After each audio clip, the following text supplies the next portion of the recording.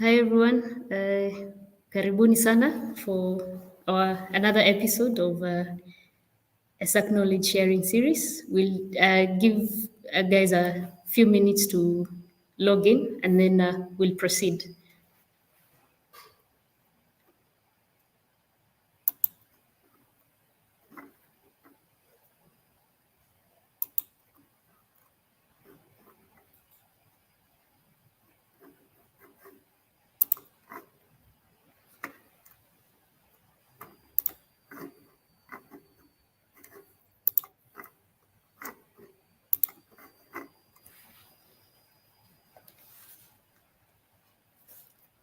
All right. Karibuni sana. I see guys are logging in. Thank you so much. For those who are joining us for the first time, this is a series that we have every month, and the intention is to keep having it as the sector continues to grow and evolve. Karibuni sana. I see some new faces and some new names logging in. It's good to see you. All right. This is the ESAK knowledge sharing series. This is our fourth episode of this series that we started. The idea is to try and tackle misinformation that we've seen in the sector, as well as explain key issues that are going on in the sector. Today's episode is one that is special. I know I said that last time. The other one was also special. Even this one is special, like the next one. But we have a very special panel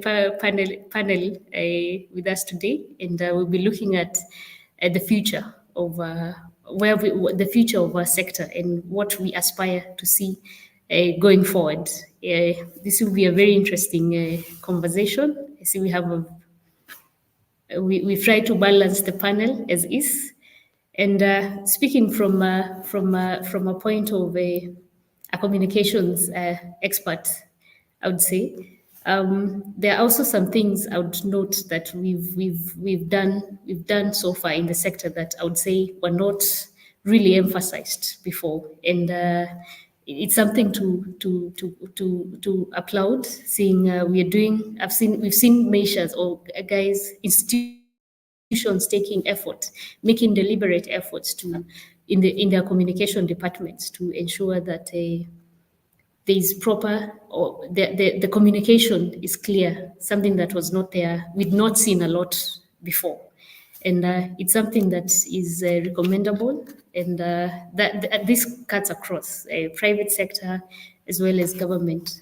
So as the experts or these technical guys take on to handle the technical bit of this conversation, I think it's good to also note that even the software side, we are also doing something, and I think we are on the right path to, or as far as communication and information sharing goes in the sector. That said, I will not take, will not speak much. I want to hand it over to our moderator for today. He is none other but than Osawa himself, Bernard, and then we'll take it from there. Karibu sana Bernard. Thank you, Penina, and thank you to all the participants who've logged in. Thank you to the panel, and welcome to this interesting conversation that we are about to have, and hopefully will be the beginning of further conversations. And the panel tonight, I have Dr. Engineer Joseph Ukich from EPRA. I have Adrian Mwai, and I have George Aluru and myself. I'll probably just give them a minute each to introduce themselves so that you know what they are made of and what we're about to be engaged in. Daktari? Thank you so much, Bernard. As I've introduced, I'm Dr. Engineer Joseph Okech. Currently, I'm the Director in charge of Electricity and Renewable Energy at the Energy and Petroleum Regulatory Authority. I've been in this sector for now 31 years. I started my work as a young engineer in Kenya Power Lighting. And that time, Kenya Power Lighting was doing everything from generation, transmission, distribution, and supply. Then I went to rural electrification, and currently now I'm at EPRA. I'm very happy to be part of the discussion today. Thank you. Thank you, Daktari. Adrian?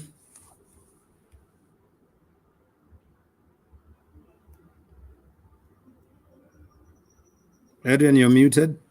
Sorry about that. Good evening, everyone. My name is Adrian Mwai. I am a passionate renewable energy professional. Currently, I am working for Hewani Energy.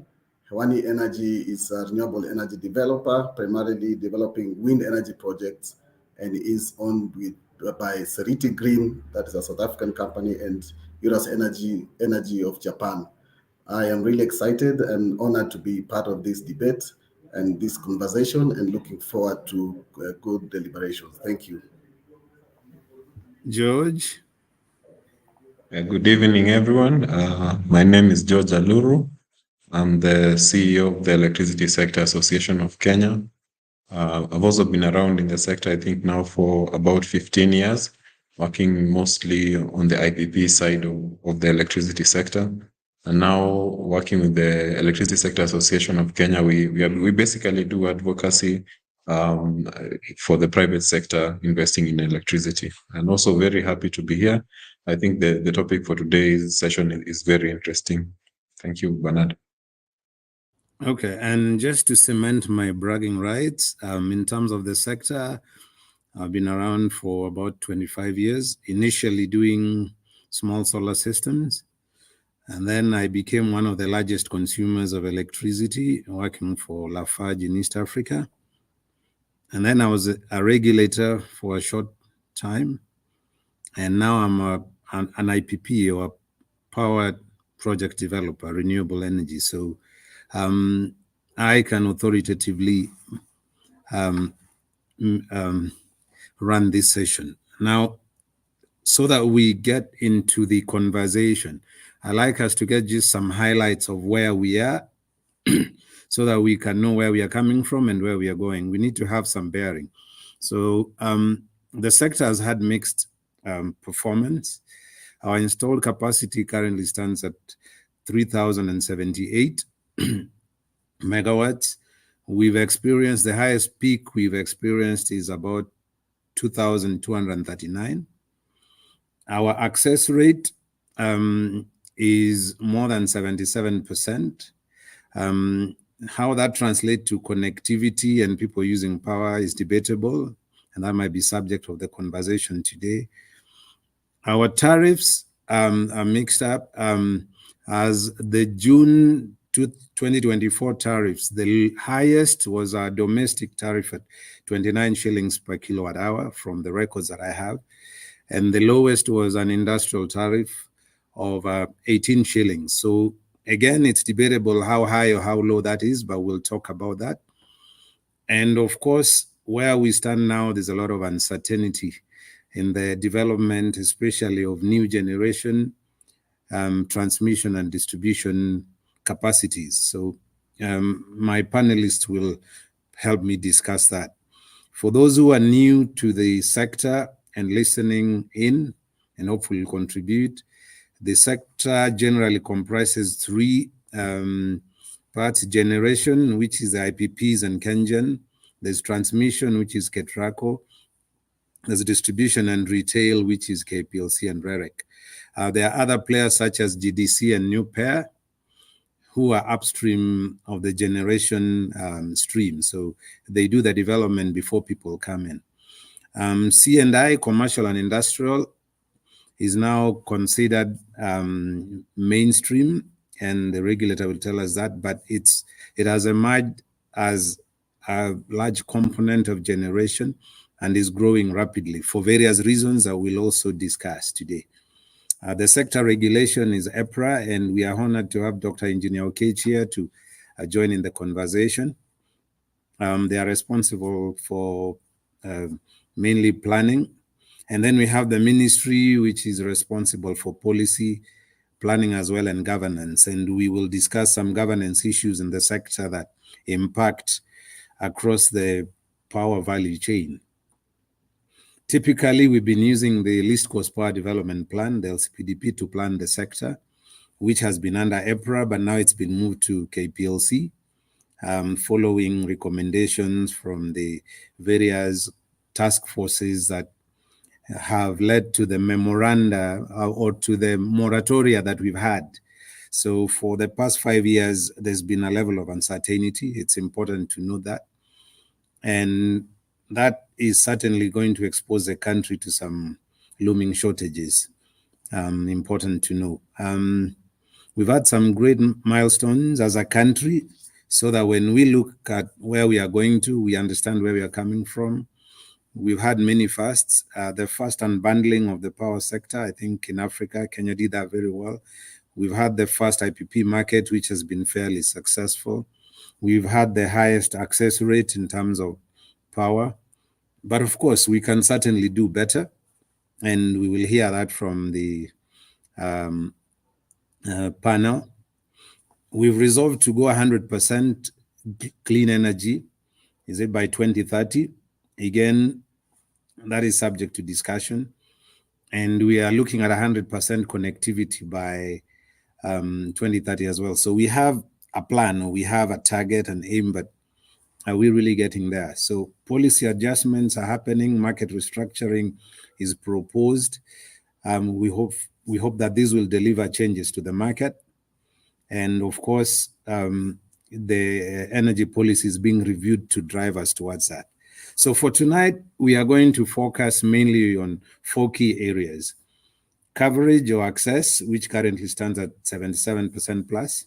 We are going to talk about quality of supply, cost of electricity, tariffs.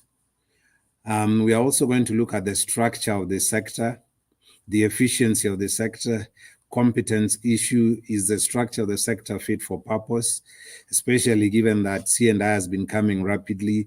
We are talking about net metering and other issues. And of course, we're going to talk about sector planning and engagement with sector stakeholders, especially IPPs, and governance issues. So to move to the conversation, I'll be asking each of our panelists to give their opinions and thoughts about how we need to move. And since Kenya prides itself in playing in the global stage, this conversation will give us expert opinions from the people we have and the people in the call or the people in the meeting to give us some ideas. How do we move this sector forward? Where do we go from here to be truly world-class as we claim to be? So I think I'll start with Adrian. In terms of, based on the 4 areas that we have, I've highlighted, are we as a sector in a good or a bad place? Have we delivered what we are supposed to deliver with respect to the 4 key areas plus more? Thank you, Bernard, for the great overview that you've given us, and you've really set the tone and the scene very well. From our view, as an IPP, and also my view as a Kenyan citizen, an active Kenyan citizen, I would say that Kenya, first of all, historically has done very well in setting the foundation, especially for the energy sector, to manage to bring in the private sector, private involvement. The steps that were taken in unbundling and encouraging public-private partnership, I think has been very key to drive us to this point. I'm also very proud that Kenya has really taken a stand and decided to go full force on this green energy. So the green energy that we are producing and being over 90% green grid really gives us a lot of impetus and opportunity drive forward. I think the state of the sector where we are, we have come from far. We have learned quite a bit of lessons. And I think, in my view, it looks like we're in a point where we need now to kind of change the direction a bit and move the sector forward, as has been done in other markets. There are opportunities that we have set forth for ourselves in the market by the grid being green. We do have the opportunity to do a lot of the green industrial manufacturing and get a bit of premium for that. And this will spur the economy, and it will also spur in a lot of investment. Further to that, also as we continue to improve our grid and transmission infrastructure, we're able to bring in the cheaper renewable that are coming on, and then continue lowering the average cost of power that we've had. So I think in generally, we've come a long way, but we do also have a long way to go. And I think we are at that transition point where if we collaborate between ourselves, the sector, the government, and the consumers, and work together, we should be able to take this electricity industry forward. Thank you, Bernard.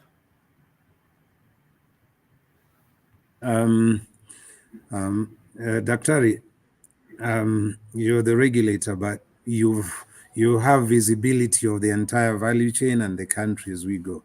So are we, as a sector, in a good place or bad place?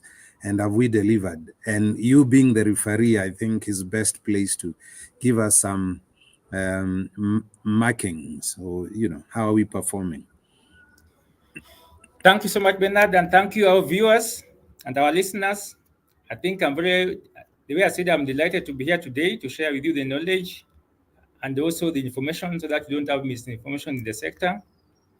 And thank you, Bernard, for the nice overview, and Adrian for your contribution so far. I think as a sector in Kenya, electricity sector, we have had a very good run. The way Bernard said, we started by unbundling in the late 1990s, and that was due to the growth we were experiencing then. And we could not now bring all the new generation from only government and our development partner funded projects. So we wanted to tap into the private sector. And currently, as we talk, KenGen, which is the public generator in Kenya, is only giving us 60% of our energy. The rest, 40%, is being given by the IPPs, which to me is a very good way to go. When I talk also about the power adequacy, that means, do we have enough power in the country? I think we have been doing what's called the least cost power development plan. And this is a plan where we project the load growth in the country. And then we also look at candidate projects which can come at a point of time to meet that load growth. And our planning has been very well. And I must say that we have been always meeting, I think since the load sheddings we had in the late 90s, we have not had any serious load shedding currently. And Bernard said that there are some areas we may be as a regulator, because we look at the sector holistically, where we still need improvement. One of the greatest improvements we have been working on is to expand our transmission network in the country. And as you are aware, and maybe those who aren't aware should now know, we just commissioned a few years back the highest voltage line, HVDC, 500 kilovolt HVDC line, connecting us with our neighbor to the north, that is Ethiopia. We have also enriched our internal networks by taking them to higher voltages. Like now, the line between Nairobi now and Mombasa is been done for 400 kV. And then there's also the line between Olkaria, the geothermal field, to Nairobi is already operating at 400 kV. The line now joining with the Uganda, we have done it for 400 kV, but now we still operate it at 220 kV. We are just now, as we talk, we are commissioning our line, joining us to our neighbor to the to the south, Tanzania. That line is designed for 400 kV, but will operate at 220. This will have been done just in the last 2 years or 3 years, because that was our weakest link. After bringing the IPPs, Then we found that our evacuation of the generation was not good enough, and also our interconnectivity to our neighboring countries, which we maybe will talk about later, because we are planning to go to the Eastern African power pool, and we needed this interconnection. One thing also we must pride ourselves as Kenyans is that we are the 6th in the world in geothermal production. And that's something we should clap for ourselves as Kenyans. I think, and very soon we may now go up, because I think when I look at how we are doing, we are some very few countries we can overtake very soon. And that has been very good for us to bring it base load, and also what Adrian talked about of us going green. Actually, currently, as we talk, from the dispatch, we only use the thermal power plant just for the peak. And our peak occurs between 7 in the evening, like now, almost now, until around 10 o'clock. That's when you use the thermal power plants. So thermal power plant generation in this country, which is not green, always don't go beyond 10%. So our grid is over 90% green. So those are some of the things. Bernard has talked about connectivity. I think connectivity is where we have done well compared with our neighboring countries. Achieving that 77% electrification rate is not an easy thing. How did we do it? We use a lot of strategies. The first strategy was last mile connectivity, where we identifying where the transformers were existing. Some of those transformers were done by Rural Electrification Authority, currently RAREC. That initially was Rural Electrification Authority, now this is Rural and Renewable Energy Corporation. So when they are put transformers, they used to target public institutions like schools, public hostels. So some of the customers who are there were not connected. So that last mile connectivity identified those customers, and that helped us to improve our electrification rate. The next one was mini grids. Initially, mini grids in Kenya are being developed by only government and our development partner funding. That was going through Rural Electrification Authority, now REREC. And then those mini grids are being developed, then they're being handed over to Kenya Power Lighting to operate. But we also saw it wise as a sector players, like most of the regulator, to bring in the private sector. Currently, most of the mini grids being developed, they are green mini grids. They are mostly solar-based with storage. And we identified 14 counties. I think those people are aware about a project called COSAP in Kenya, where we are now trying to develop those mini grids in the 14 counties. We have done so many of those mini grids, and that's what brought us to where we are. So Bernard, to me, I feel, and our viewers and listeners, I think we are doing very well. There may be a few handicaps, like I can mention reliability of power, the number of blackouts we have had as a country compared to the international standard, and maybe we feel that we are not yet there. And even the quality of supply and service. But as a regulator, maybe I'll come later on and tell you what you are doing towards to address this, so that we also move towards the best practices and compare ourselves with the best performing countries. Thank you for now. Okay. Thank you, Dr. Ari. George, you want to chip in with where we are at, in your opinion, or in the sector's opinion? Yes, I think both Adrian, yourself, and Dr. Ari have really covered it well. So I'll just comment from the point of view of the private sector.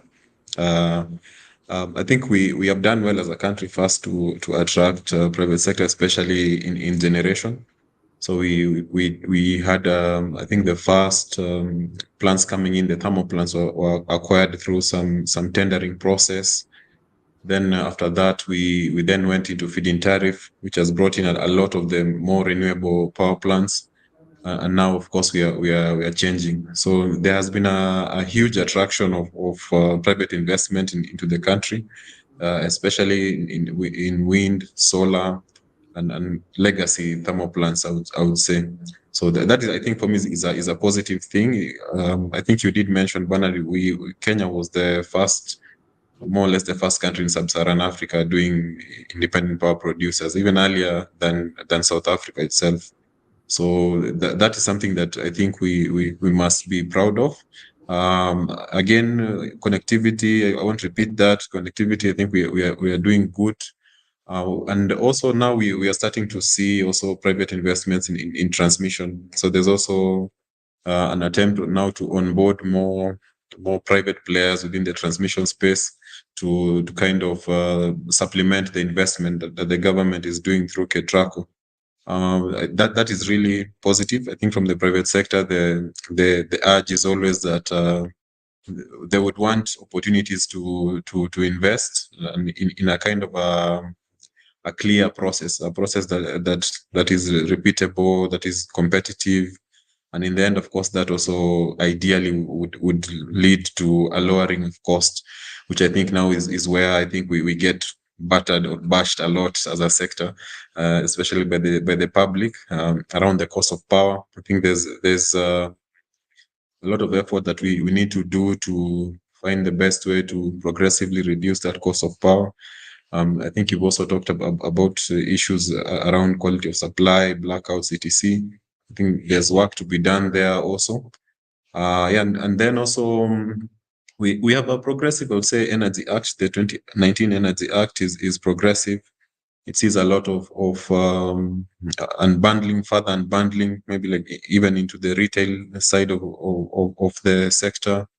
I think this would then help us to improve the quality of supply, attract more investments, and retain more investments, and then also just reduce the cost.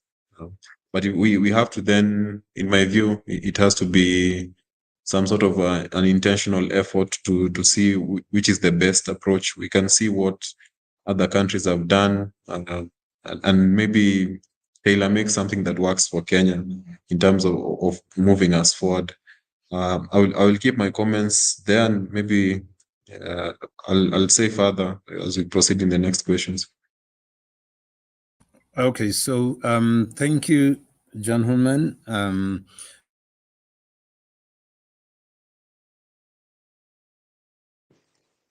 You went on mute, Bande. You're on mute. Sorry about that. Yeah, I think the next thing I want to do is to get the panelists to crystallize some of the issues so that we can move to the listeners and get some feedback from them. So I've heard you say several things, but in 3 or 4 bullet points, I just like to understand from each of you in terms of challenges. What have been the challenges? What have we done right? And what have we done wrong? And what can we do better? I mean, just crystallize that so that we can get reactions from our listeners or our viewers on this session so that we can take the discussion further. Who will go first? Dr. Maybe I can start. I can go first. Yeah. Thank you so much, Bernard, and thank you, my fellow panelists, and thank you, our listeners and viewers. I think the challenges which we have in the country, one of them I can mention is when we started with feed-in tariffs, we didn't attract the investors so much at the initial, because I think maybe the investment climate was not good for the investors, and some of these technologies were maturing, so that I think people are not really adapted them so much. But by the time they came into this country, I think I must confess that first of all, one of our first power plant, we came under feed-in tariffs. Those tariffs were a bit high, but now we have revised them downwards because the technology is maturing, and then the tariffs, the per unit cost of production of electricity from those tariffs are coming down. So I think the listeners should not blame us for those high tariffs. I think some people have always been talking about the high tariffs from maybe some IPPs, and the high tariff maybe from the first power plants, which we brought in when our risk rating as a country was very high. And that time, actually, to be honest, we had not built capacity even to negotiate those PPAs. And this thing I'm saying, this I'm saying very candidly. Currently, as we talk, I can assure you, we have enough capacity to negotiate PPAs in the best way possible to so that we get value for money for our projects and also for the investments and also for our consumers. About the tariffs, I think tariffs, people have felt, I'm also a consumer, and all the consumers in the country, be they industrial or domestic, are complaining about high tariffs. But this because our sector is growing. Most of our investments are new, they are not being paid off. I think George mentioned a very good term he used about legacy. power plants. Most of the countries have got legacy power plants which have been paid for, the investment has been paid for. But you check at our grid is currently developing, so most of the investment are still being paid for. So that's where the tariffs are. But we have done well. I also want to mention we have got the biggest wind power plant, Lake Turkana Wind, south of Sahara. And it is also one of the best with the highest load factor, actually. I've never seen a wind power plant doing 60% load factor. So I think some of these achievements are good, but the challenges are also still there. Thank you. Thank you, Dr. Adrian. Thank you, Bernard, and thank you, Dr. for that. Yeah, I think we do have challenges, and I think whereas we have made many gains, some of the challenges that we would need to work together with all stakeholders are issues like kind of having a defined pipeline, and so that, for example, for the investors and for the investment projects, working together with the sector and to kind of have a pipeline that is defined will help even in the investment and will help in the timing of investments. These projects are long-term projects. They are challenging. We have an internal joke that they last longer than most marriages. So these are very long-term projects. But having kind of a defined pipeline also would help us and just help the investment climate. And I think the other thing that we need to do, and thanks to ESAK, we have started doing this stakeholder engagements that we are doing. I think between the IPPs, not just those who are generating, maybe more frequent engagement we can have between the IPPs and even the consumers and the government, just to share ideas and to be more innovative. And this would also come down to the issues of even the policies that have been discussed.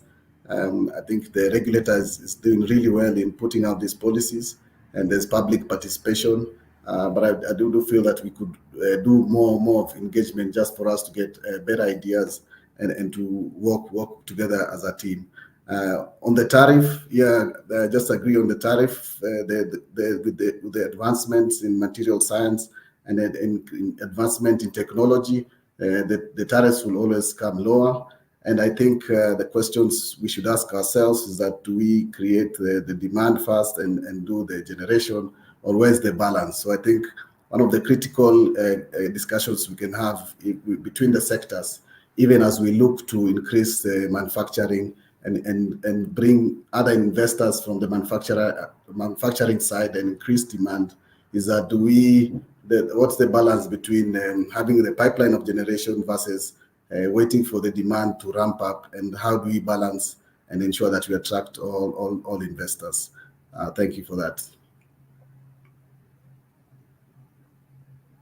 Adrian, George, you have something to chip in? Yeah, so I'll try to be just a bit more concise. I think one of the biggest challenges, I think, from the private sector point of view, has been the pace at which we make decisions and basically give a signal and direction about where the market is going. We did well with feed-in tariff to bring in investors, but then I think as we are aware, the investors then came in, and yes, some got built, but a lot of them didn't get built, and we have now been signaling around going into auctions.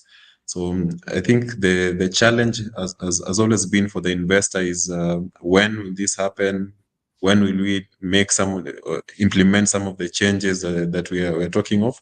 Considering that these investors are spending money, they have staff, they have projects they're developing, they have rent they're paying, they have consultants they're paying, and they just need to know when will they get a chance to build their power plant, or through which system.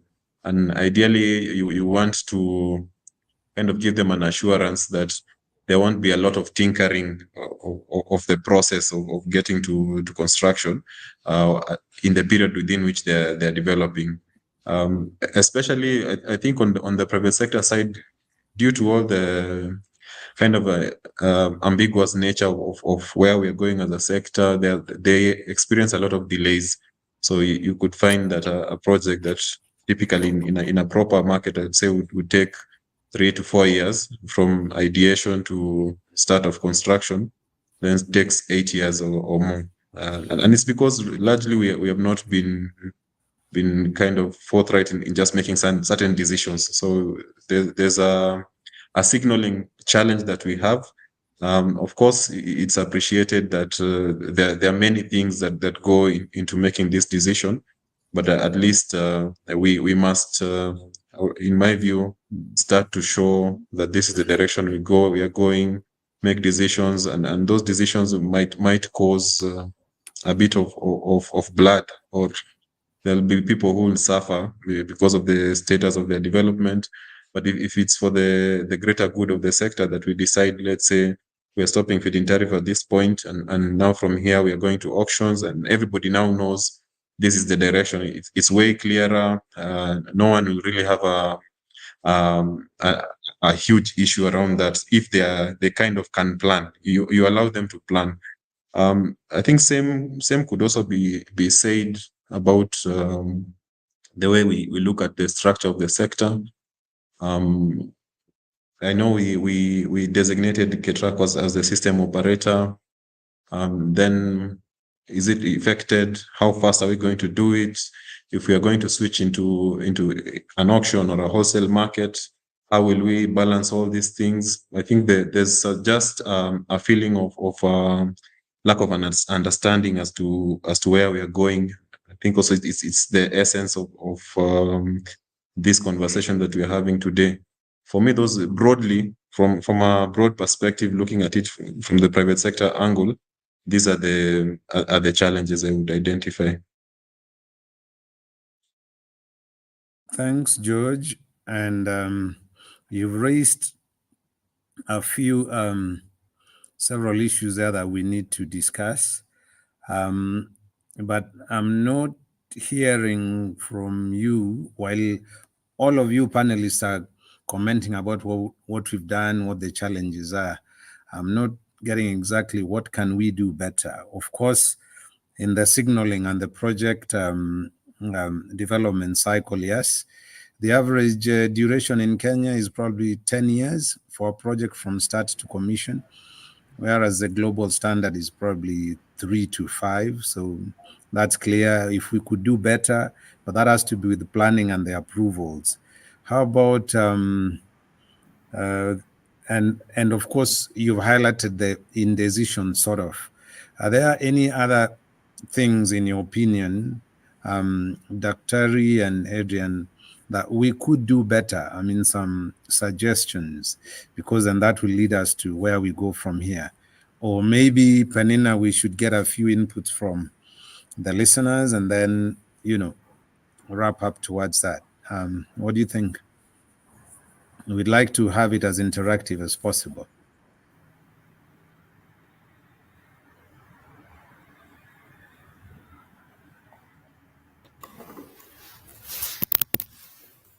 Yes, Bernard. But we can have the panelists react first as the questions are coming in.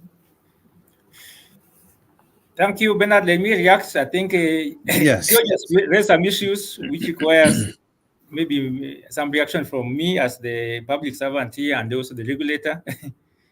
The first one is about signaling and giving directions. I think when we had the feed-in tariffs, I think it was very clear. Then we also had the list. We have actually currently the list cost part development plan, where we call it list cost is that we check at the candidate projects and they are proposed per unit cost at which they will come. Then we now allocate them timelines to when they can now come, because we're also doing, I don't know whether it's George who mentioned it or Adrian. I think Adrian mentioned it about the demand and supply. Which one comes first? And I think it is very important because according to our list cost power development plan, we have been trying to be very much accurate so that we don't bring what's called standard power, where we have got so much power generation and is waiting for demand. Because when a power plant comes in, the investor, also because they are private sector and they have put their investment, they want to start seeing cash flows immediately. So that will now, that cash flow must be reflected in the consumer tariffs. And that's why you see when you're doing our tariffs, we do them a tariff control period of 3 years. We factor in the power plants as per when we know they'll come in, and they must be paid for through the tariff. So that maybe has been, we have been spot on, but I know what George was alluding to, which I also want to be very honest about, is our transition from the feed-in tariffs to the auction. First, we did a study because as a country, we wanted to be informed by some statistics and some data so that we make right decisions. So the power auction study was done, and the study is very informative. Maybe most of you have read it, and those people who have not read it, you can get it from our website at EPRA. And that study pointed us towards how we should go to do the auction. What we have been working on is now the framework, the methodology of doing the auction. And sometimes balancing interests of private sector who are driven by, they want to come in very fast, the way George is putting, they want to come in and start doing the investments, and also governments, where we are balancing also a lot of interests, like the consumer interests. We are balancing the policy issues. We have been slow on this, and I must honestly accept this. But now I think we have reached at the tail end of it, where we are going to move. Even the structure of the sector, I think it was mentioned, we have been a single buyer model for a long time. But now we have come up with the draft regulations for the electricity market, open access, and bulk supply. And this is with an intention that we now move to a different structure. I'd mentioned earlier on, we want to go to be part of the Eastern African Power Pool. We can't do this before we operate our own electricity market internally. So it has taken some time, I agree, but now we are taking off. Our plane has been tested, everything, the engine seems to be running well, so allow us to take off. Thank you. Okay, engineer, thanks for that. But just to take what you've said further, there are certain concerns about, you mentioned very well about the transmission lines that we are doing. And you're clear that they are designed for 400, but running at 200 kV. What are the implications on that on the tariff? Because right now people are complaining about tariff, and we've had conversation. The IPPs have been blamed for the high tariff, which, as you know, as a regulator, is not true, because the average IPP tariff, bulk tariff, is less than 10 shillings. The retail tariff we are looking at now is between 29 and 18. There are taxes, there are transmission costs, retail costs, and all that. Now, with the expansion of the grid, which is necessary, the way we are managing it, are we likely to see higher tariffs in the short term? Remember, KETRACO is doing PPPs with transmission companies. What should we expect? And then I also have a set of questions coming from the people. But the other thing is allocation of responsibilities, which we can discuss in another session. The alignment of the roles of REREC, the roles of KETRACO, and all that, because it's controversy like who is the national system operator? Are they the best place to do it, or are we doing it? There are certain issues that are not clear that will then affect the cost of service and even the quality. How do you address that? Thank you so much, Bernard, for raising those very important issues. I'll start with the first one you raised first. The transmission lines which we built at 400 kV, and we're operating them at 220. And even the capacities, like I think I'm sure the line between us and Ethiopia, the 500 kV HVDC, is designed for 2,000 megawatts, but currently we are only loading it to 200 megawatts. This was because, and the other asked which one should come before. If you do a small transmission line, a small capacity transmission line, and you want to operate it later on, it will be very expensive. And that's why you see some of these transmission lines, most of them actually, not some, were done by KETRACO.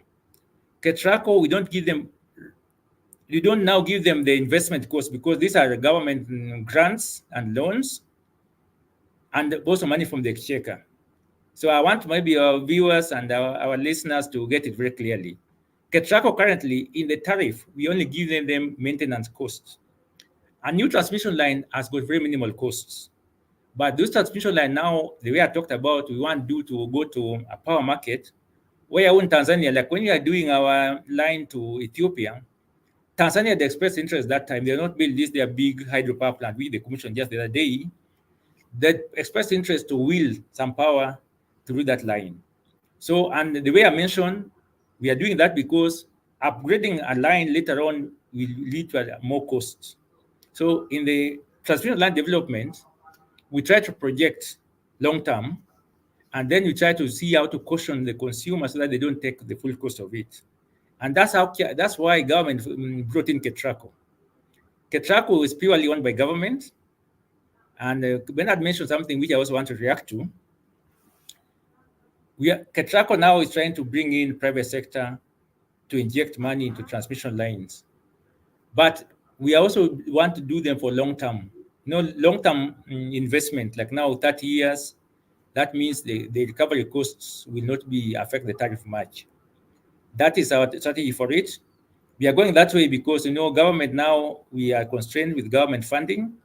Just the same way when we brought in the IPPs. Before the IPPs came in, all the generation plans were being done by government and our development partner funding. But we found this could not sustain us. So we are now doing pilots to see private sector coming in to do transmission lines, but we are really being keen on those contracts. First, they must be long-term, and the loans must be concessional grants for them. The people can now come with some cheap kind of financing so that the interest on those loans or the interest on investment are not high. Yeah, thank you. I hope I've answered all the questions. Okay, no, one thing I haven't answered. KETRACO designation as a system operator. This is a path where I must say, currently the system operation function is being done by Kenya Power. Kenya Power is not the best to do it because Kenya Power is involved in sales. And Kenya Power has got all the PPAs with the generators, both Kenyan and IPPs. I think it is good to have somebody independent to do the system operation function. We are on a transition. We are not going to have an independent system operator. What we call in the jargon terms, ISO. In Kenya, we designate KETRACO as a system operator. KETRACO will own both transmission networks and then do the system operation. That means dispatching. That means matching the load and the load, which is the demand and the supply, the generation. So why did we choose on KETRACO? I think even India, where we went to benchmark and we have benchmarked, India also currently now they have reached where they have gone to an independent system operator. But before they reached there, the biggest owner of the transmission network was doing the system operation. So some of the decisions we make, we do benchmarking, we use a lot of data and information to guide us. Why we have taken long is just because the control center currently is owned by Kenya Power and Lighting. People know it, the National Control Center, the one in Juja, Dandora, next to Juja substation, but it's Dandora. When I say Juja, some people may think it is in Juja town. No, it is Dandora. But that substation there is called Juja substation, yeah.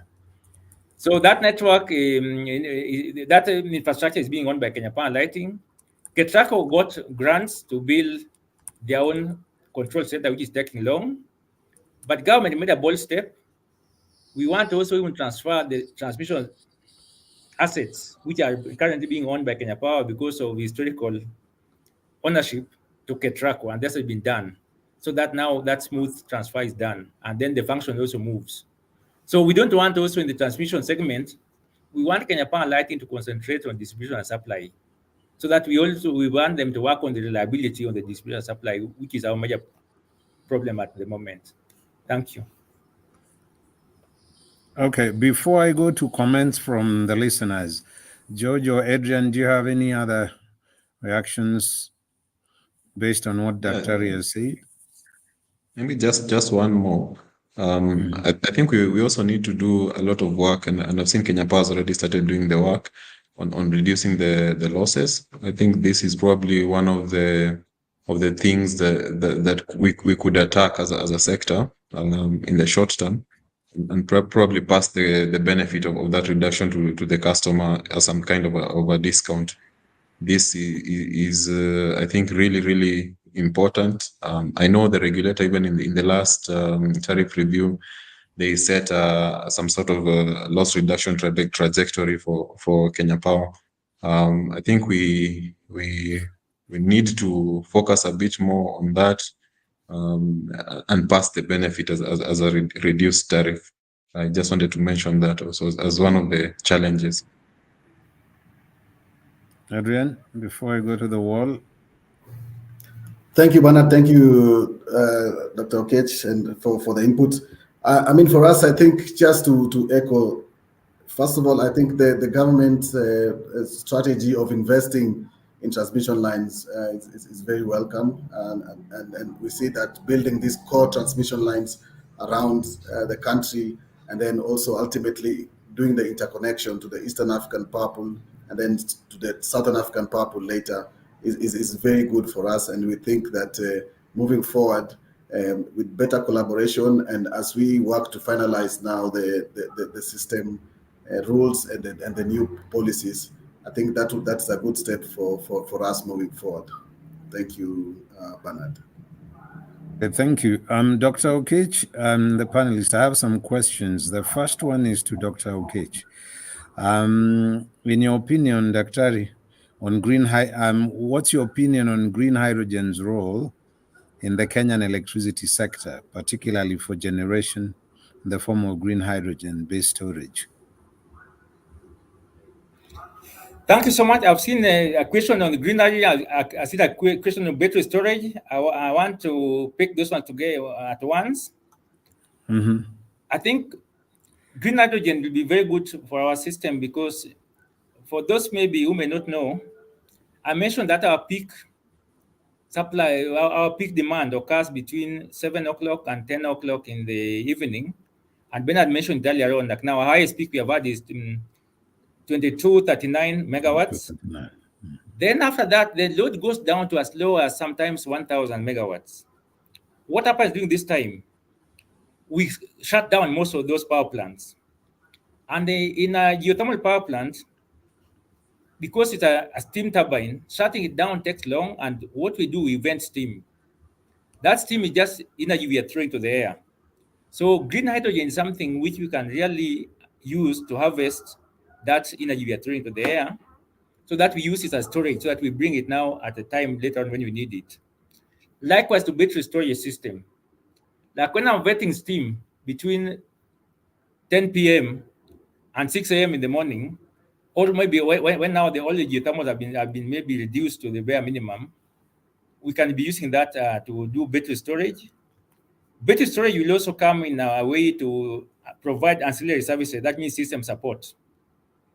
Because now I think our system, the way we have been running it, with so much of the variable renewables, and I'm talking about the wind and solar, which are intermittent, we need more of the ancillary services. That means system support, to support the balance between generation and supply. Because see, right now the supply itself is varying. Then you need a very fast picking up plants like hydro, and also the battery storage system will help us there. So that's something we have done. And there's something also which George mentioned,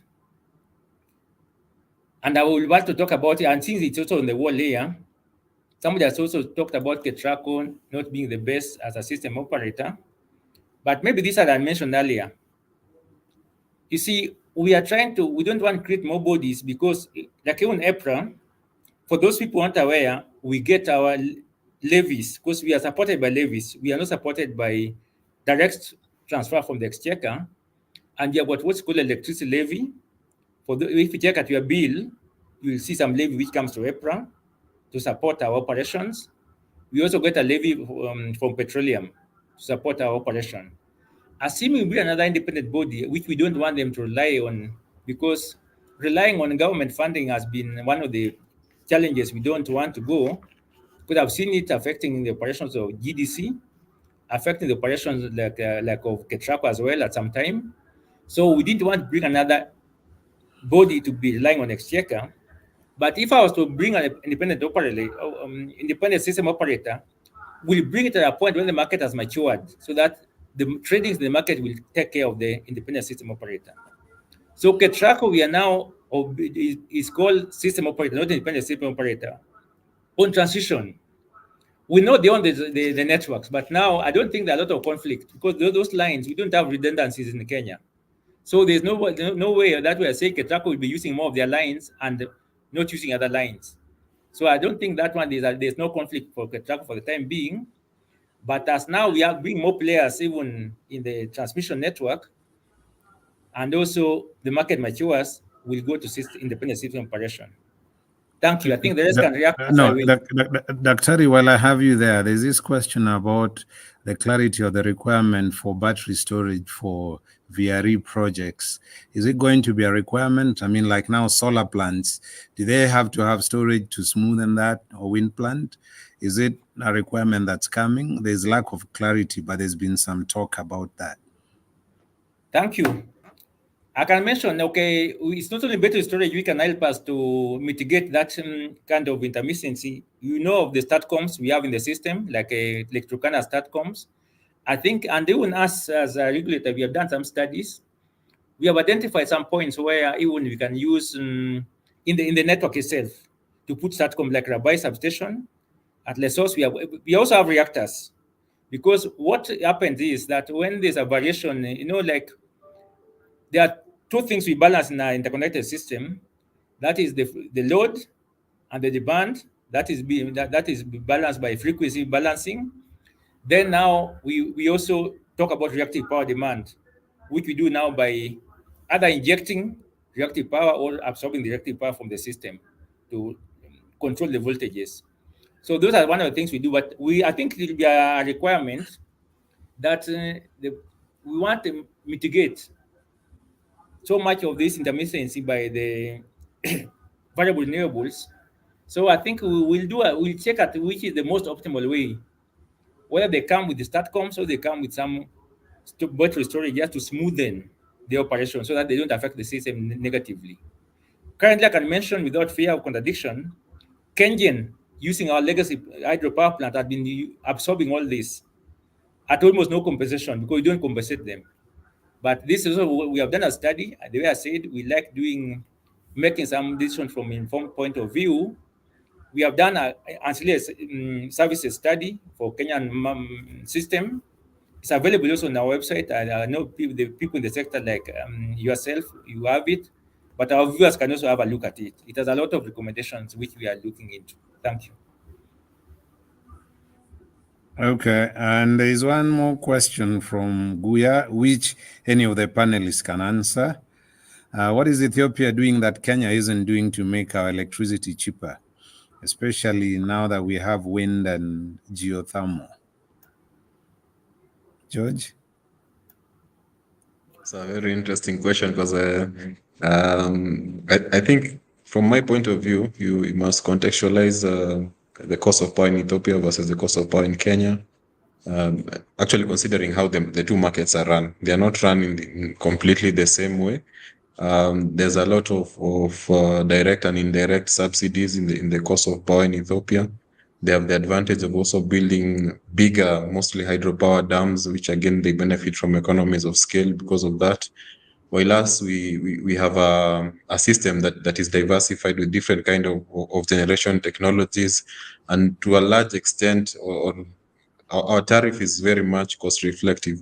That is jargon to say that whatever costs we incur to deliver the kilowatt hour to the consumer is probably passed on to the bill of the consumer. But this is not really the case for the power from Ethiopia.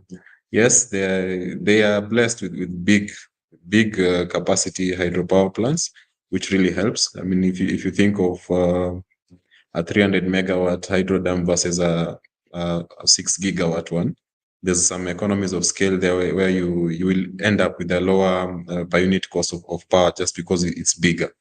And of course, as I think the Guya mentions, wind and geothermal, again, the cost of generating from these technologies will not be the same as a big hydro dam. We have smaller power plants in Kenya. If we could do, if it's possible to do bigger power plants, then we'll benefit a bit more from the economies of scale. But I think the premise of the question, and again, I will allow also the other panelists to chime in. The premise of the question is not quite right, because the way they price their power in Ethiopia is not the same way we price it in Kenya. And that aspect of passing the full cost of producing a unit is not kind of respected, or for their reasons, the Ethiopian government is able to, or decided to, subsidize the cost. Just let me dwell on this a bit, because then I think 2 years ago there was an effort by the Ethiopians to increase the cost of power. Generally, whatever they were selling power at was not kind of viable commercially. So they were then trying to sensitize the public and increase the cost of power slowly. So there's an effort there also to correct it, to bring it back to cost reflectivity. Again, extending this argument to the region, the same happened in Zimbabwe. So Zimbabwe, they had a really low cost of power generating from the hydro dams, again, Kariba Dam, not really reflective of the cost of generating. And then now they realize that it's not sustainable to continue in this way. And you start to slowly increase the cost just to make sure that there's no civil unrest by a huge increase. But you see that some of these markets that we compare Kenya to, they are not really selling power at the cost that they incur to produce it. And again, this is a similar story in Egypt. If you check on the internet, you'll see again Egypt, I think from 3 years back, they've done 2 rounds where they've tried to correct the cost of power by passing more of the real costs into the final tariff that the consumer gets. It's a delicate balance. I'm not the best place to comment, not being the regulator. I think the regulator would give a better comment, but that is my view on this matter. We must judge the cost that we have in Kenya, considering how our market operates and how those other markets operate. Okay, thank you, George. And just to reinforce, the regulator will confirm that Tanzania also had an increment plan that's facing some pushback, and so is South Africa. They had a graduated plan to increase, and there's been a lot of pushback. So maybe what I'll ask the regulators is just to give perspective to address the notion that Kenyan power is expensive. Daktari. Thank you, Bernard, and thank you, George. You have really done well. I think you should come and join me as a regulator. I think you have made my work easier. May I appreciate the people who asked questions on this wall. I'm seeing a channel. I think your question I've addressed it about the green hydrogen. Green hydrogen can also be used for fertilizer production. So I think we are trying to look at it on also as on the load side, where it can come in, so that we also create industrialization through green hydrogen. We are targeting mostly the oil carrier complex, where there are a lot of geothermal power, the one I talked about. I also want to appreciate Paul Olela, who asked me about the BESS and the variable renewables projects. I hope I will address your question fully. Then there is also Engineer Julius about the independent system operator, which I think I've addressed also fully. Let's come to now what Bernard asked me about the cost of supply. I think people have been comparing us very wrongly. As Kenya, actually, we decided to have what's called cost-reflective tariffs. How do you achieve that cost-reflective tariffs? We check at what's called the revenue requirements. How much money do you require to buy power from all the generators in this country? The one now which we require in the system. And that's why we bring the IPPs. They come with the per unit cost. Then we check at the cost of how much will it take to transmit that power from the generator until it reaches all the consumers in Kenya. Then now we look at the retailing cost and all that. So all these costs, we put them together and call them the sector revenue requirements. And we use it now to come with the tariff for each consumer category. Ours has been purely reflective. We remove subsidies. And that's why I'm thanking George, because George talked about it. I think Ethiopia Ethiopia did it the other day. Egypt and people are almost going on strike. Nigeria has tried it. South Africa has tried it, and even our neighbor Tanzania. And more so like Ethiopia and Tanzania, we are with them in a situation where we share knowledge. They have been benchmarking with us. Our consumers are paying the right cost of electricity, and as what we do as a regulator, we really make sure that only prudent costs goes in that revenue requirements. And before we announce a tariff, we really do a lot of studies, a lot of research, a lot of best practice, how we bring them into the tariff. And actually, George mentioned something which now let me react to it about the losses. We did a study before we announced ourselves on the tariff we did in 2013. That time, the losses in Kenya Power Lighting was standing at 24%. Losses also, there are losses which must be incurred, which call technical losses, more so due to the current flowing in the wires. I know that is the I squared R for engineers who are there. Those ones, they are inherent in the system. You cannot eliminate them totally. So in our study, which we did on the losses before we did the tariff, we found that Kenya Power should have been having a system loss, total losses of around close to 14%. But because we knew some of these things were because of the weaknesses in the system, which we knew there are some projects they are doing, we did not allow them to pass all that 24%. We only allow them, like currently, actually, the allowed loss for them is 18.5%. So when they go beyond that percentage loss, they are now eating into their profit. Although that also have a problem with them, because now when it eats into their profit, then now they also give poor service. So as a regulator, we are trying to balance so many things. So we'll see how to deal with the losses. First of all, Kenyans must also be educated. Electricity theft means somebody pays for it. So when maybe you see a neighbor getting power for free, please don't keep quiet, because that power will now come at a loss in this system, and then that loss will be paid by everybody else, isn't it? So don't assist your neighbor by paying for him his power. By him not paying, then now you pay through the losses. This is very rampant. There are a lot of unconnected unmetered supplies. There's meter tampering, direct illegal connections. And that's what now we are putting our foot on the regulator for Kenya Power to work hard on those ones. Thank you. Okay, thank you, engineer. I think we haven't done a lot of justice to consumers. We've talked a lot about the system and the generators and the transmission. And I have a question on the wall from Daisy Owiti. Why is the rural electrification still elusive for majority of Kenyans? What are the plans to make it affordable? And that speaks to the fact that I was saying, as much as we are saying we have 77% plus access, what is the real state of connectivity? And that question therefore applies. George, Engineer Adrian, who's going to address that?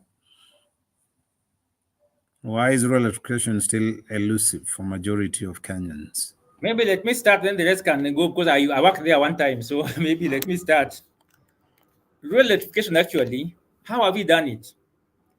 Initially, we are using government funding. I remember when I was in rural electrification I joined rural electrification in 2008. And I was among the management team who rolled the first rural electrification master plan, major one, where we made an impact. And we did projects in all the 290 constituencies then. And these are projects in all those, because we used to get money from the exchequer, and we used to use the same allocation method by the CDF to allocate now money per constituency, meaning we are doing projects in all constituencies. But like now, the kind of strain we have had on government budgets, allocation to rural electrification has been going down. Then also initially we used to have a lot of support, like from the French development, AFD. We have got a lot of development partners who are supporting. And this one are now actually, we have also found that we cannot continue relying on exchequer funding and development partner funds and grants or loans, some of them which come, and we are talking about the loan burden. Currently, we are working on a pilot where we want to roll out one private sector. And I talked about the COSAP, Kenya Off-Grid Access Project, which is targeting the 19 underserved counties. That means where the grid has not arrived. So we have identified sites We have now allocated the private sector who have expressed expression of interest to develop these sites for mini grids. The only challenge which I know, and if there's somebody here on the mini grid, they'll tell me why are they paying more higher than those who are in the grid. That is something which we are still working on as a regulator and also from policy from the government. The other mini grids, which are developed by REREC and operated by Kenya Power, when you're doing the tariff for the grid connected customers, we do what's called a cross subsidy because they're also all Kenyan. So that means we give them the same tariff, then we all pay the same. So that means they should have been paying more, but all of us are both the same level. There's been a bit of a misunderstanding where these privately owned mini grids, people have been feeling that the public government should not give money to private sector. But to me, my stand, and that's what we are pushing as the people who are trying to influence the policy, we are not subsidizing the private sector, we are subsidizing the consumers. And this is what we have, we have met with the Energy Committee of Parliament, we have explained, and I think this one very soon, by the time we unlock it, the mini grid space will grow very fast because private sector will come in with their money, but we give them now the rate of return, which is good for them to put their money there, while the consumers will not realize this tariff which they are complaining about. Will bring that at the same level through that cross subsidy. Thank you. Thanks for that, Dr. Okech. I'll just make a comment that does not need your feedback, but from the Kenya Power annual report, we estimate that the rural electrification levy for 2022 was about 8.53 billion, and for 2023 was 11.5 billion. So the ministry probably handles that, but I think that would also go a long way in addressing some of these things when you talk about constraints in budgets, because the intention of the Rural Electrification Fund is to enhance access. So it is not a question for you, but let's just note that there's monies that are being collected for that purpose, and we need to hold the system to account. When we talk about 2.5 billion given for rural electrification, when we know that the collections are 11.58 billion, we should ask more, but that's not for this session. I see Abubakar Ali made, I think it's a comment about capital costs and the fiscal policies in the country. But I think at the end of the day, what affects credit pricing and investor appetite is the larger macroeconomic environment where the Ministry of Energy itself has very little control or influence, and it depends on actually the national economy. So as much as, yes, the country risk is an issue in the pricing of capital for development of projects, which eventually contributes to the tariffs, it is beyond the Ministry of Energy, it's beyond EPRA, it's beyond the energy sector. This should be a national debate. How do we, and it cuts across all investments, whether agriculture, energy, infrastructure, and all that. I think we've done justice to most of the questions that have been asked. And the one of the question leads me to the next session that I'm going to have with the panelists. There was the question to Dr. Okech, with your great experience in the sector, what does the future of the sector in Kenya look like 10 years from now? And that brings us to the next session that we had in mind regarding opinions from the panelists. How do we get from here? How do you see the sector evolving, or how would you like the sector to evolve? So we'll start with you, Dr. Okech, based on that question.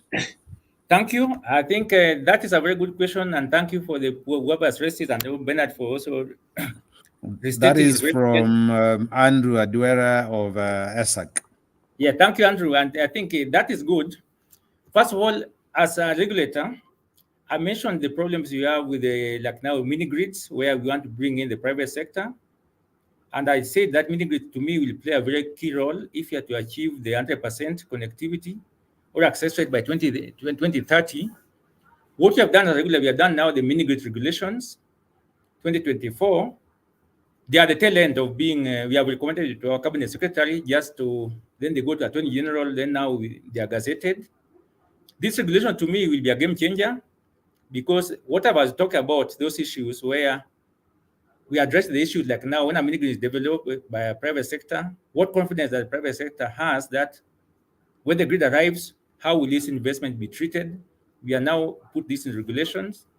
That cross-subsidy I was talking about, where people are feeling that we are cross-subsidizing the private sector, we are really cross-subsidizing now the consumers because the consumers are the ones who need support. This one I think will come clearly, and that will be, to me, will make us achieve the universal electrification by 2030. Another thing that we are doing is that I think one thing I also want to mention, we are doing a lot of regulations to streamline the sector. We also revised some of the old regulation, like when we do some of them, we did with my colleague Bernard. He was here, he was my colleague. Like now the solar PV regulations, which to me was a game changer because initially we used to find that the solar components, the failure rates were high because some people are dumping old technologies. Nobody was trying to check the quality of the material coming into this country. We have now revised the solar PV regulation. We have got now the draft ones, which should be coming in for solar PV 2024 regulations. And we are streamlining so that the components and even the solar PV, even the technicians, because we want licensed technicians who can do good work, so that if you are doing a solar on top of your roof, we are sure you have got enough competent people who will do a good work for you and you get a good service from me for it.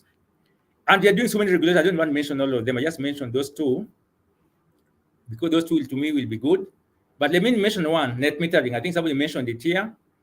That is why we also want to tap in, because net metering will allow people who have put solar rooftops in their houses to bank that power into the grid.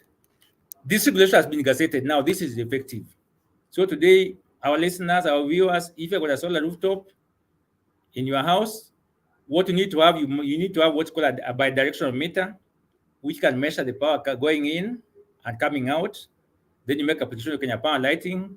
Then if maybe during the daytime you are not in your house, you are in the office and your solar is generating power, you can put it to the grid and then get it when you go home. This to me will really be a game changer for us, and these are the good things I'm foreseeing for the sector. The other one is now I talked about the power markets and the regional market. Another one called open access. Open access, maybe just allow me to explain it briefly, is where maybe a generator or a big consumer like Bamburi, let me just, for example, can now enter into a contract with the Kenyan or carrier so that they get power directly from Kenyan, and then they wheel it through the network, and then it dumped to them where they want to use it. This to me is the way to go, because we want to also have a free market where it's not so much control and it's not so much restricted. Then later on we mature to what's called a spot market, where now the dispatcher system will just be the day before, people declare how much the power they have to sell and at what cost. Then we'll be matching now the buyers and the sellers, and we'll be like the stock exchange, but this will now be for power. So to me, I'm very much optimistic. We're in the right path, but some people feel we have been walking so slowly, but some of them needed some things to mature for us to reach where we have reached. Thank you, Ben. I hope I've addressed all the questions, but if there's anything which I've not addressed or any concern, I'll come back later. Thank you. Thank you, Dr. Adrian, where do we go from here? How do you like to see the sector evolve? Thank you. I think for my side, I think I'm seeing the sector evolving, and Dr. has explained it very well from the generation and the market becoming more liberalized, open, and more competitive. And I think as we move forward, we are saying that the sector should be able to now improve infrastructure, and then we can see some innovation, kind of innovative structures of building projects, whereby if you're looking for transmission lines. You can bundle some of the transmission line projects together with some generation projects, and moving forward, some of these issues to do, like even with rural electrification. We have most of the renewable energy projects in Kenya are located in rural areas. Some of these projects could even be used to assist with electrification within the surrounding rural areas. And I'm saying as coming with a robust energy system in future. But between now and then, I think we do have quite a bit of work to do. I think we have the potential and we are able to do it. And I think in the short term, if we continue bringing in cheaper generation, if we work with the regulator just on the policy, just to give all our ideas on the policy, if we have better collaboration between all industry participants and discuss this on a regular basis. And I think most of all, sometimes we forget to tap ourselves on the back. The issue of innovation. As Kenyans, we have had quite some good innovative ideas. The M-Pesa and some of these ideas have gone global. For us, like for ourselves, we are able to pay over 2,000 landowners in our Meru project using M-Pesa. And these are some of the things that have enabled the project to be viable. So I think within ourselves, as we sit and have this discussion and brainstorming, I think we can really transform and drive our electricity energy system forward. Thank you, Adrian. George, where do we go from here? Yeah, thanks, How do Bernard. you see the I sector think first, evolving? yeah, so first, before I address that, I think there's one thing that I feel like I must mention. I think on the generation side, we must take back the planning to the regulator. I know this, I've not been paid by the regulator to say this, but I think it's good conduct to have the overseer of the planning do the planning. It was probably a mistake, a structural mistake we have done in the past. And then in terms of where we are going forward. George, please put that in the context of INEP as well, because INEP is supposed to be based at the ministry. Mm. Yeah. So yes, the ministry is the policy maker. And I think just below the ministry is the regulator, who then oversees all of us who are licensees. And I think between the ministry and the regulator, matters of INEP, which is now the Integrated National Energy Plan, that not only looks at electricity, but all the other forms of energy and actually energy resources and energy uses. So it even has county energy plans built into it. And now this is an attempt. Now within the 2019 Energy Act, there was an attempt to look at energy wholesale. I think we've always been saying that about 60 to 70% of the energy we use is bioenergy. So we firewood and charcoal. And then we've always put a lot of emphasis on electricity, like through the least cost power development plan. But then in the 2019 Act, we now came up with this framework, the Integrated National Energy Plan, that we will now take into account all the other forms of energy. And then we plan based on that. And again, in my view, the best place to have this seated is within, of course, the policymaker. And the policymaker doesn't act on its own. It then acts through the regulator, who now is able to understand all sides, all the licensees and the consumers. And I think as Dr. Okech was saying, they then do this balance where they ensure that everyone is being treated fairly by the system. And in my view, again, now this is the proper positioning where planning should be happening. Let all of us who are licensees then focus on whether we are for profit or we are meant to maybe extend transmission lines and we're a state agency or whatever else we are licensed to do, we just focus on that. I think structurally that is something I would want us to kind of reverse and go back to that. Where do I want us to go? I have two ways of looking at it. One is ensuring the consumer has the maximum choice possible. And I mean that the consumer can buy power from whatever sources that they would want. Of course, it's a kind of an idealistic scenario, but I would want the consumer to be able to access power from the power pool, from the CNI market, from the utility, and even install their own. Now, for this to happen, of course, we have to balance that we are not hurting any of the licensees in the process of opening up these possibilities for the consumers. But I think it's something that we have to work towards. We have to start making those steps, and I think again the regulators talked about all the different regulations, open access, net metering, even mini grid regulations. All that really is moving us towards that direction. And then the second one is on competition. I think we've done well on the generation side. We have as Dr. said, 40% of the energy is from IPPs, 60% from KenGen. We need to do a lot more to just make sure that things are clear. Someone walking into this country, or even someone who lives in this country and wants to go into electricity, and maybe now they're in real estate, they know this is the process. They know if I put money here, I will be able to access competitively the chance to build the next power plant. Same story also for transmission.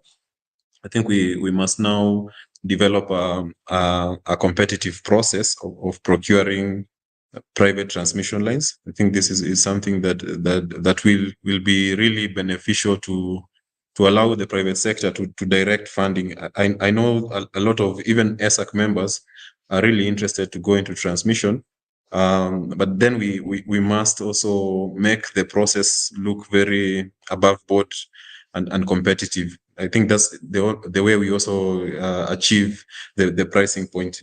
Then on distribution, George, just to reinforce that, there's a question on the wall from Eddie to Engineer Okech, but you've addressed part of it. Is the procurement of the ITPs should be very transparent, and I think that plays to the fact that recently there was an article about Africa 50 and the Adani Group doing power, PIP power transmission projects. Now, with the Adani saga at the airport, we don't know what now the consumers are going to say, because at the end of the day, whether properly procured or not, if there is a jump in the cost of power, it's going to come back to that. Fortunately, this has gone through the process without any protests, but we don't know given what's happening with the airport. So that's just food for thought. And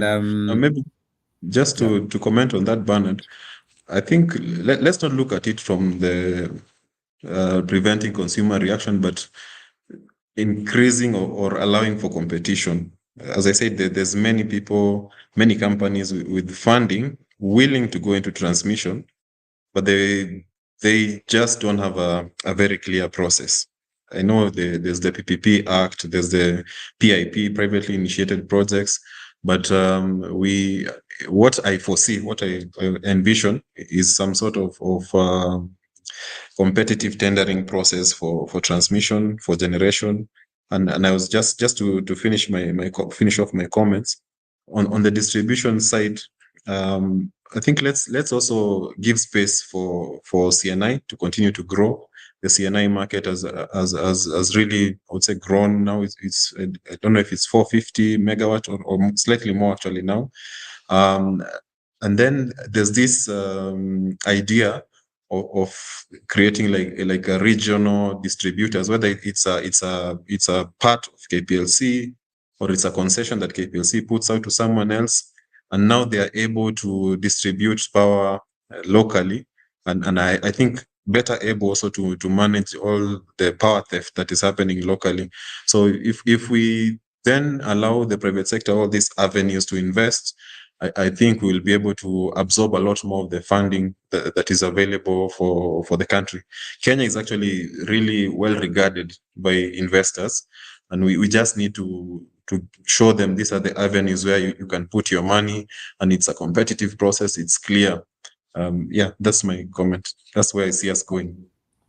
Okay, thank you for that. And I'd like to take your comment further on the concessioning, we saw in Uganda that umeme actually improved the efficiency of power distribution and retail in Uganda when they took part of the concessions from UETCL. So it's something. But that doesn't mean we are not looking at it here, because I think there is a project where KPLC is trying to develop a super ESCO. The approach would be fine, but I think they can accelerate it by doing the concessioning and letting the concessionaires, who should be private sector, manage with targets efficiently, the distribution, the losses and all that. So probably that's a discussion we can have with the regulator and the sector as a whole. The super ESCO might not have been the best approach, but can we improve it before it's fully implemented? We know it's been granted funding by FDB, but can we do it better so that we leapfrog to a much more or to a more efficient system?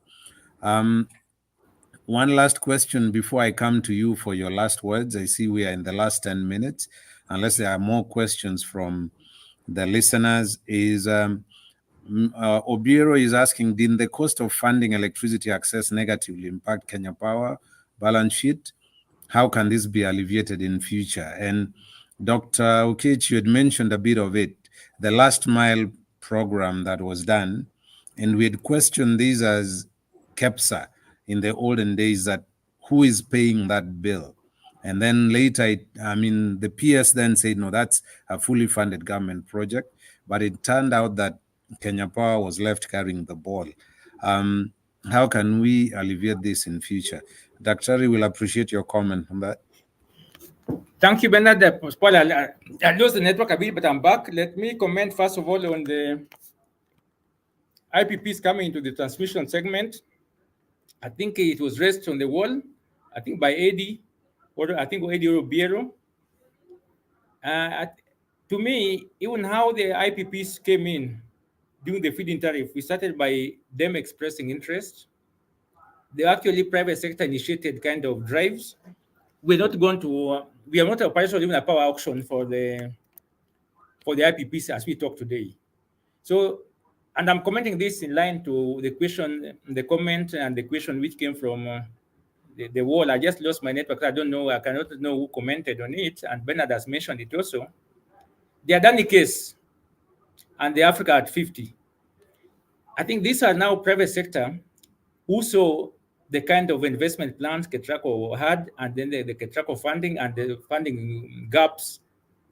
And because they have got experience in doing transmission line in their other jurisdictions, they express interest. They are the same way the first IPPs were expressing interest. So I think whoever was feeling that, okay, maybe I don't want to talk much about it as if the project is so clean, because I cannot give it a clean bill of health myself. But as a regulator, what we're trying to see is the investment, at what cost is it coming? And then I talked about the cost recovery. And how the project came in, I told you it is and I want to be very clear, it was an expression of interest from a private investor, just the same way the first IPPs came. So I think somebody should not read anything maybe sinister, because we have done that before. What will assure you as a regulator that before that can come into the tariff, it will be, we'll scrutinize all the contracts and the cost of investments. And also, I think what you have advised also even before it comes to us is the investment should be from cheaper sources of financing, so that we don't have very high interest rates, which will affect the. About the Kenya Power lighting at the last mile, what did he ask went in before the last mile? Initially, remember, rural electricity projects were being done by Kenya Power lighting. And this could actually, this affected their revenue, rightfully, even for the last mile. I think there's some money the government still owes Kenya Power. And that's why our standards review has been very clear. Let Kenya Power operate profitably the way they should, because when we give them the tariff, we are checking at their profit margins. We don't want them to make abnormal profits, but we want them also to make profits for the shareholders, because Kenya Power Lighting is not 100% government owned. So when they make losses, I think that's also giving a wrong signal. And also, when we make losses, that's affect the supply and the service they give to you, because when they make losses, they will not serve you better. So we are very interested in how Kenya Power performs. One thing George mentioned, which I know is going to affect Kenya Power Lighting, and we have warned them as much, is the C&I, the commercial industrial. You know, I was joking with the Kenya Power Lighting management with a meeting with them that, you see, these are your anchor customers installing the solar PV, which to me is a good thing for the market. And I know for George is smiling, and I know for Bernard, that's good for you. But what will happen to if Bamburi was paying Kenya Power Lighting 24 million, let's say just for, say, or maybe 50 million, when they put that solar on the top of the roof, what will happen to the Kenya Power Lighting revenue? Is it not going to reach 150 million to be correct, actually? Yeah, 150 million. So what will happen to the Kenya Power Lighting revenue when the C&I has put the solar, and then now they are reducing the Kenya Power Lighting revenue? So I told the MD, who's a good friend of mine, Dr. Engineer Serro, that please, these are your customers. When did you last visit your biggest customer and know what their plans, what their needs? I think Kenya Power needs to be proactive, because C&I is good, but when you lose your anchor customers, it may affect them. Otherwise, my closing remarks, Bernard, I must say that it has been very nice. Or I will wait a bit. Okay, no, just go on. We are coming to the last 10 minutes. Yes, it has been very nice having this kind of discussion. The chat has been very informative. I want to appreciate the panelists, my fellow panelists, for being very much knowledgeable and also giving very correct information, at most updated information also in most cases. And also our listeners and viewers for the questions they have asked, which are also showing the interest they have in this sector. I think with the kind of plans which we have as a government, now I'm talking as a government public servant, and with the support we have from all the sector players, I think we have a long way to go. Something was mentioned about public participation, and I must say that all the regulations we do, we must involve public participation, because this is now entrenched in the Statutory Instruments Act of 2013, which requires public participation. Even this issue of us trying to change the market structure will subject to public participation. Even the issue of bringing in the IPPs in the transmission segment, I think this one will also undertake to take it to public participation. With those, I really appreciate. I've enjoyed discussing with you people, and thank you. Thank you, Daktari. Thank you for all the contributions. Adrian, your last word or your last words? Yeah, thank you. Thank you, panelists. Thank you, everyone. It's been good to, and I've enjoyed the session, learned a lot from my fellow panelists. I think for myself, as a Kenyan, we all aspire to get to be an industrialized middle income country, eventually become a high income country. And I think what we are doing here, this is one of the pieces to the puzzle. So we will be keen, we will continue working together. We'll need just to continue the interest. The work that we've done up to date has been commendable, and we will continue working together just for us to drive the sector forward in various aspects. So looking forward to more collaborations. Thank you to ESAK and the team for putting this together. And we are looking forward to more discussions and collaborations as we move forward. Thank you, everyone. Thank you, Adrian. George, you have 1 minute. Yeah, thank you, Bernard. Just quickly, I see a comment here. How does consumer get power direct from the pole? I hope they don't mean they're stealing the power, because you're not supposed to get power directly from the pole. You're supposed to be metered, and this is probably more or less what we're talking about when you're talking about losses, power theft. So this is not something we are supposed to be doing. You need to work with Kenya Power to get metered, and then Kenya Power will then help you do the connection and meter you and bill you and ensure your quality of supply. Thanks everyone for joining us today. I think as ESAK, we are very grateful to have such a distinguished panel and also moderator Bernard. Thanks a lot for sharing your views. We really, as an association, try to push for a better sector for all of us, the consumers and also investors. So yeah, for me, that's it. I think we are hopeful. We are moving in the right direction. Yeah, we might maybe be of the opinion that it's a bit slow, but we do acknowledge that we are going in the right direction. Asante sana, that's it for me, Bernard. Thank you. Thank you, George. And from my part, on my part, I mean, the conversation has been good. I wish it could be longer.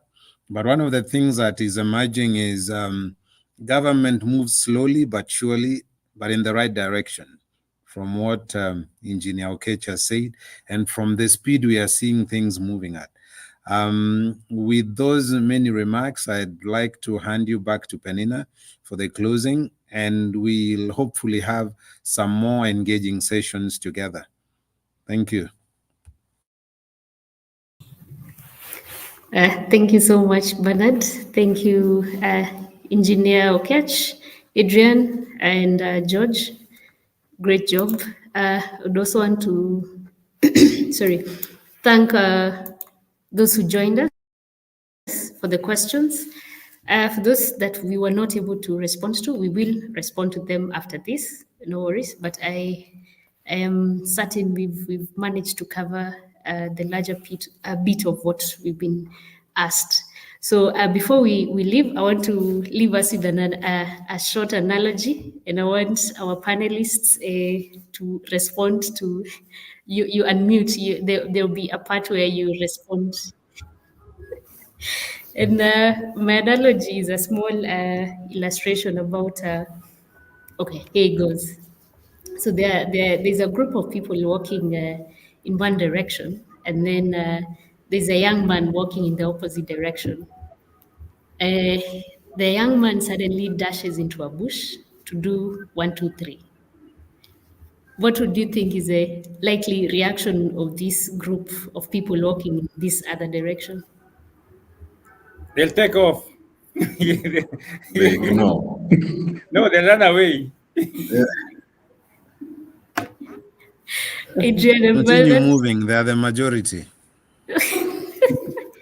Yeah, they'll definitely be distracted a bit but continue moving. No, we No. fear Gen Zs. The- I personally I fear Gen Zs. I don't want them to visit me. No, they will not.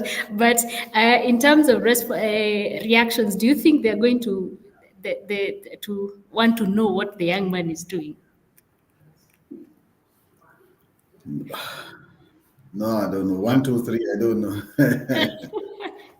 So no, take the same scenario. There's a group of people walking one direction. Then there's a young man walking in the other direction, and then the young man decides to do the 1, 2, 3 just there in front of them. What is the likely reaction? Let me give you a hint. Looking away. Okay. We are going to take the lessons from that analogy in our next episode of the ESAK knowledge sharing. Thank you so much. Thank you. God bless. Thank you. Have a good evening. Thank you.